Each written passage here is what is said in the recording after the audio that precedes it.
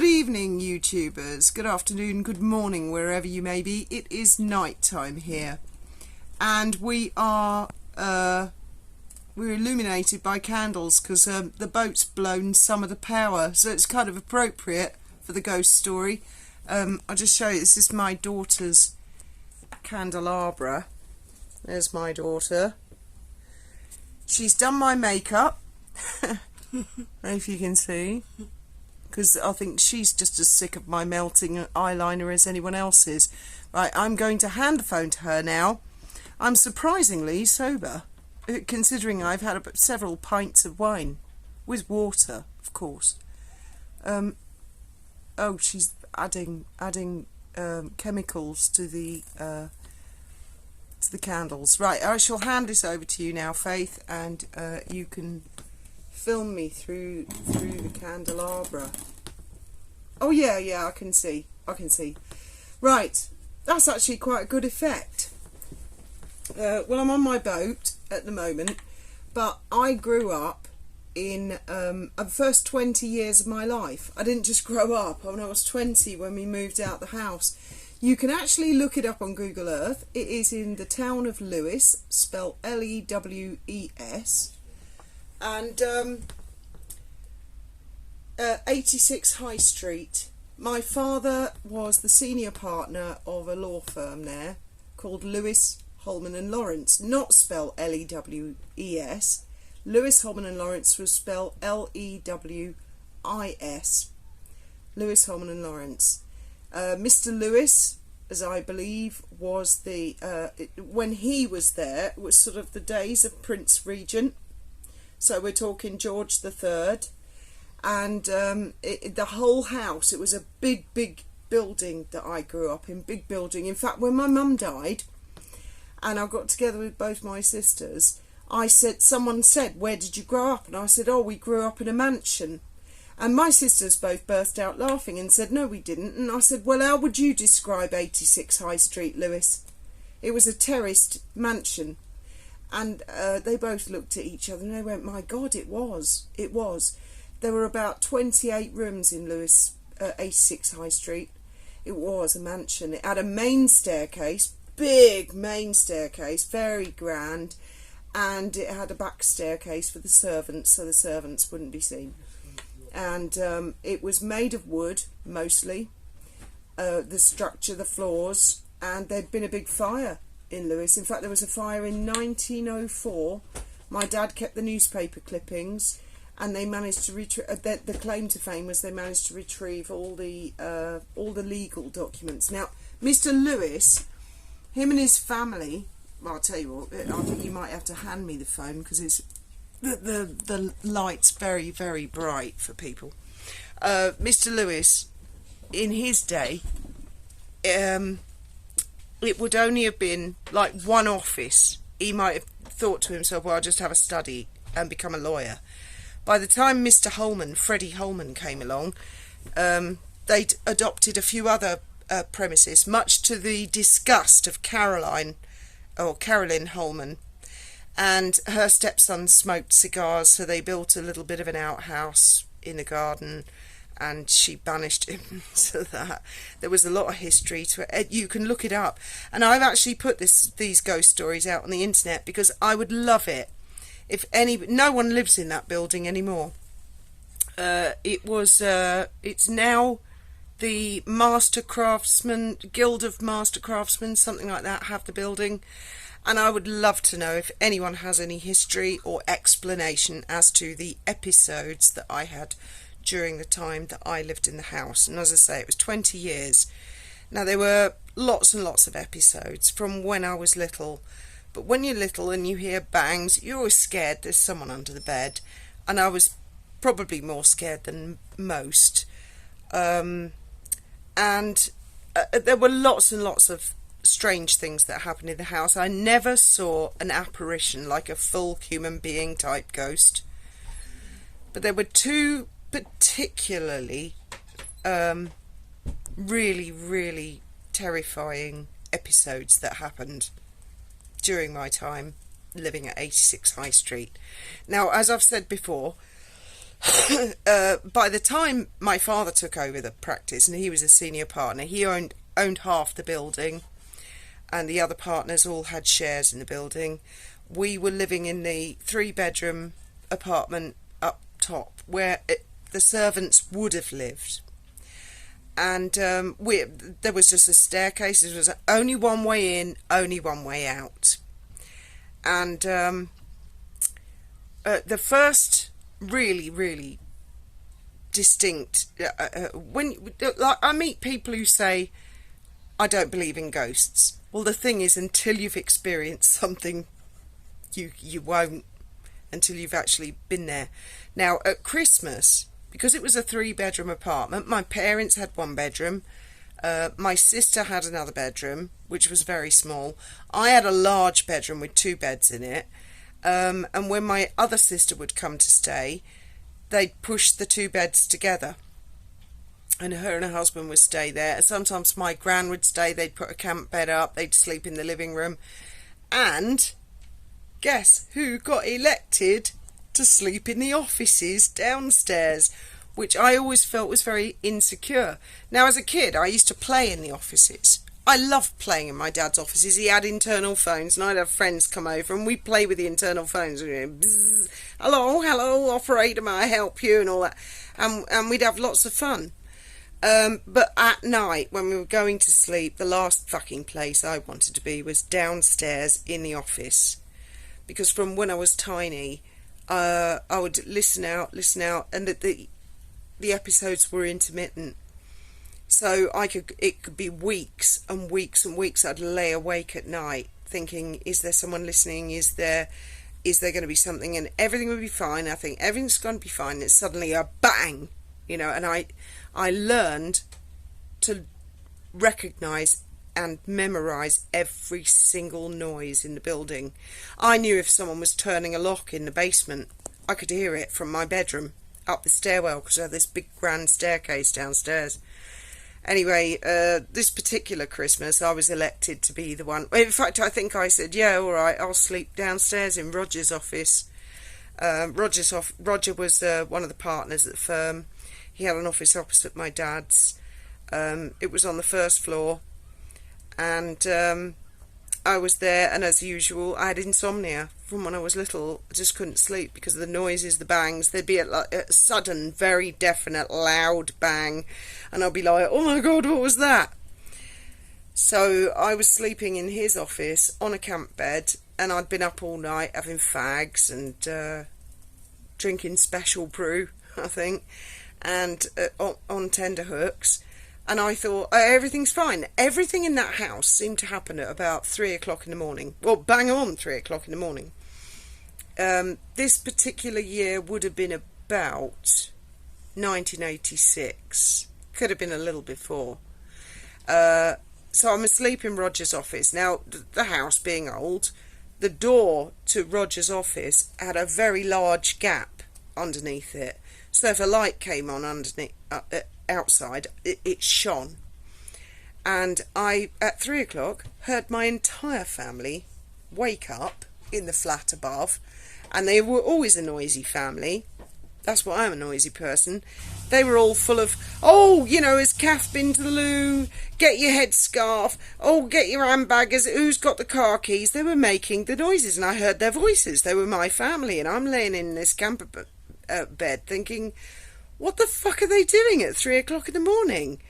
Why are they all awake? And this was Christmas, so it's Christmas Eve, 3 o'clock in the morning.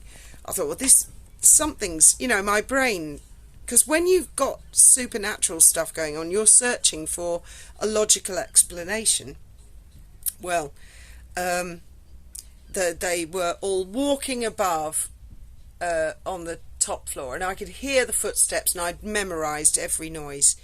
And on the 1st floor landing, we had a old electric light that when you turned the light switch on, I don't know what they're made of, but it would go zzz, zzz, zzz, zzz, zzz, zzz, like that. And it would flicker, and then it would come on. And it did that. There was a switch at the top, just outside the flat door, and it sounded like they'd opened the flat door and they'd flicked the switch on. There was another switch on my first floor for the same light, and there was another switch on the ground floor. I thought, well, it ain't me who's flicked that switch, and there's no one on the ground floor who's flicked that switch. Anyway, I heard the light come on, and they were all making the noises that they would normally at a normal time of day to go out, and lots of kerfuffle. Who's used the toilet? My mother, who was my world, I adored my mother, was always falling over. She was famed for it. She'd fall over in bloody butchers and nearly take her eye out on a counter. You know, we were always worried. My mum, oh, mummy's fallen again. What's she done this time? Well, there was such a kerfuffle, and as this light went, I saw there was an inch gap under Roger's office door. I saw the light flicker and a beam of light shot across his carpet, and I'm laying on this camper bed thinking, this is 3 o'clock in the morning. What the fuck are my family doing up? The whole lot of them, both my sisters, their husbands, my mum, my dad, my gran, and they're all going the loo. They're putting their hats on, they're getting ready to go out somewhere. Where the hell are they going? Then I heard them. I thought, I'm just staying in bed, because I was used to it. By this time, if it was round about 85, 86, I'd have been 15, 16. I thought, I've had so much weirdness in this house, I'm not going anywhere. I'm not fucking getting out of this camper bed. I'm going to pull the blankets. Like, how pathetic is that? You pull the blankets up, like they give you protection, but for some reason. Anyway, then I heard my mother's voice, and she was sort of taking control of the situation. And then I heard screams, and a bunch of keys fell over the banisters, hit the ground below, which would have been about a 45-foot drop, and followed by my mother's body, and my gran saying, Jones fell. And I heard the thud, and because it was my mum, I jumped out of the camper bed, and I ran to the door. The beam of light was still under the door. I thought, oh my God, my mother's fallen over the banister. 45 foot, she's dead. I opened the door. As soon as I opened the door, pitch black, dead silence. There was nobody there. And I swear to God that happened. And the next day I told my family, and they said, oh, bollocks, you know, you're imagining it. You must have been drunk. Okay, 3 o'clock in the morning. As soon as I opened the door and it was pitch black, I just thought, what the fuck? You know, creepy old house. Closed the door, went back to my camper bed, and pulled a blanket up like that, and I was like that. For the rest of the night, wide awake till Christmas Day. I thought, what the fuck? But the ultimate worst episode that ever happened in that house, I was up in the flat. The only people in the building was my mum and dad in their bedroom, me in my bedroom. As usual, I had insomnia. I was 19 years old. I can actually pin this one down.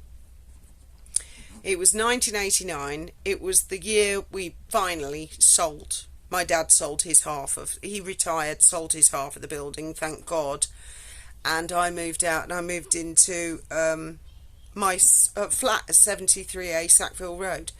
But before that, I was with a boyfriend, and it was an awful episode. Awful. It would have been October 1989.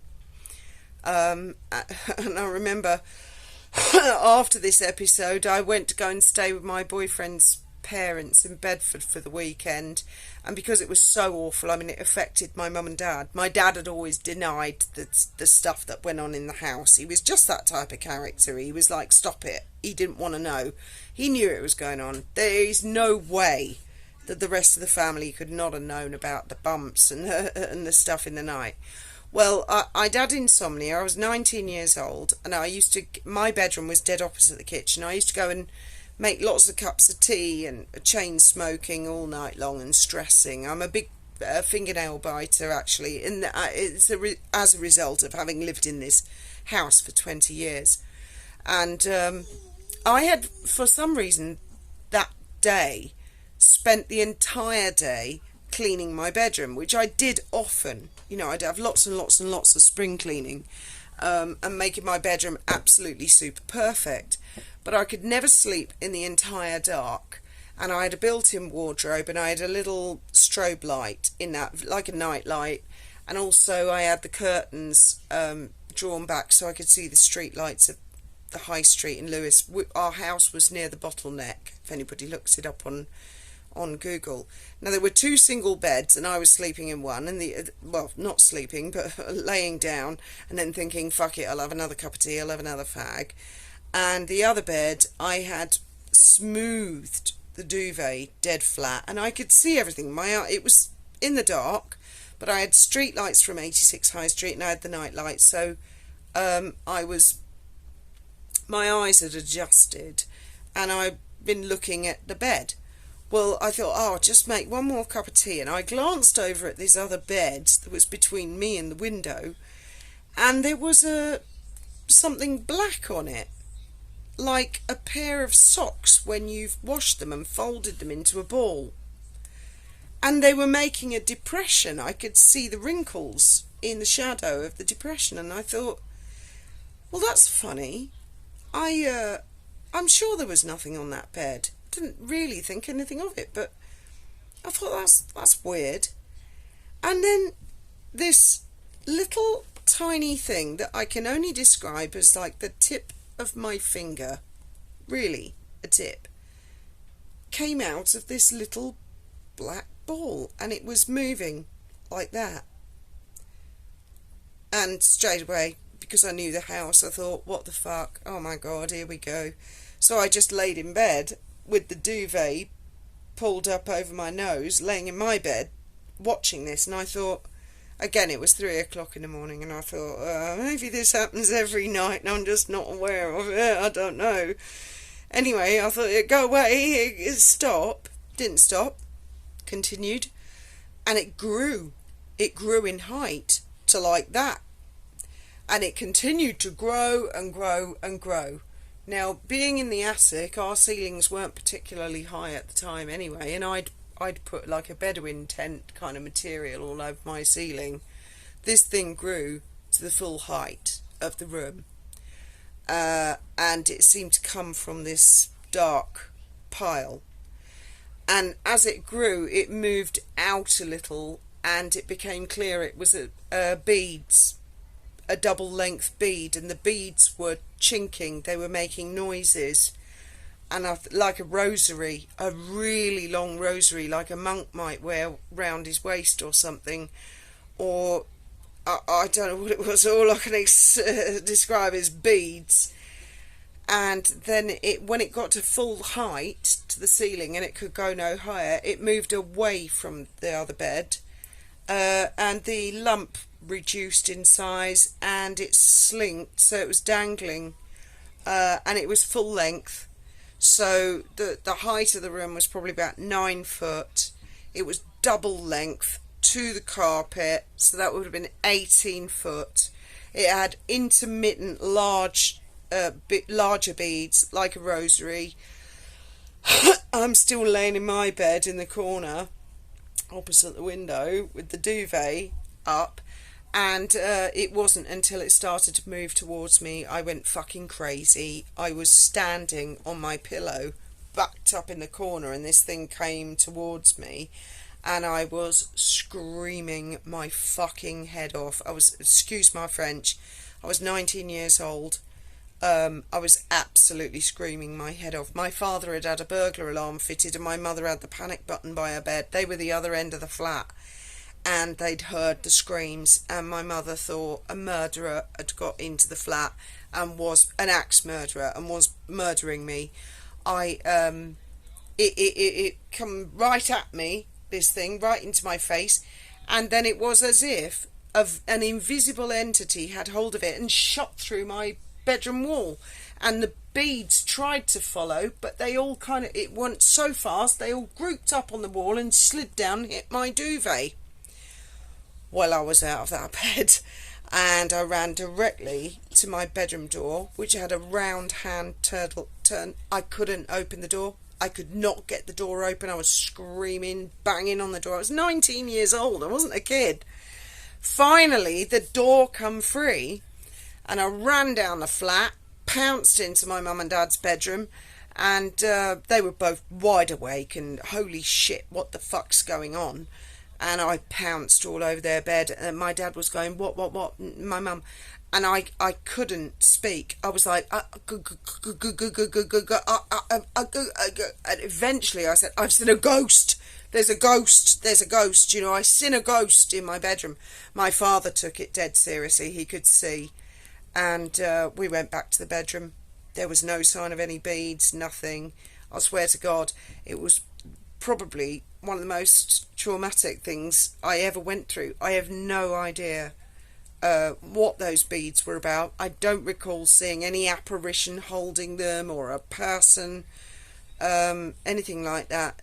It was horrific. It was worse than the one few years before in the office. But I'd grown up with this sort of thing, but that was the culmination, and thank God my father sold the flat, well, his half of the house, retired, and we all moved out. I just couldn't have taken any more. I have seen things in the flat in 73A Sackville Road. I've seen lots of things, and I could tell you many stories of 86 High Street from when I was little, but there is no explanation at all for those beads. And I put that story out on the internet because if anybody in the future ever finds out any history about 86 High Street, Lewes, I'd love to know if you have any explanation to what I saw or what happened. My father was a complete skeptic and had said to me all my life, you're making it up. That was the one occasion he just could not deny it. He said, my God, Fiona, I thought we were all being murdered in our beds. He was terrified. He was absolutely shaken. And he went down and he told all the solicitors and everybody who worked in the office, and loads of the people who worked at Lewis, Holman and Lawrence said to him, they came and said to me, thank God, Fiona, finally Mr. Mont might believe us about the hauntings at 86 High Street, Lewes. Well, after my dad retired, the fella who took over the practice, he virtually destroyed it, and they were taken over by another law firm called Adams and Reamers in Lewes. It was very sad. So a law practice that existed for hundreds of years, well, I think it was 250 years Lewis, Holman and Lawrence was going. There was a Farndale in there, but they removed his name from the practice. That was in the Second World War. There were things about him. So that's aside from finding a gun in the garden, that it was a very old building, and we always thought it was Georgian. But some historian, my dad used to call them the Fiends of Lewes. Not the friend, they were called the Friends of Lewes, historians. My dad called them the Fiends. One of them came to him and said that building's a lot older than you think. And we had a Napoleonic well in the garden, very close to the house, the foundations of the house. Very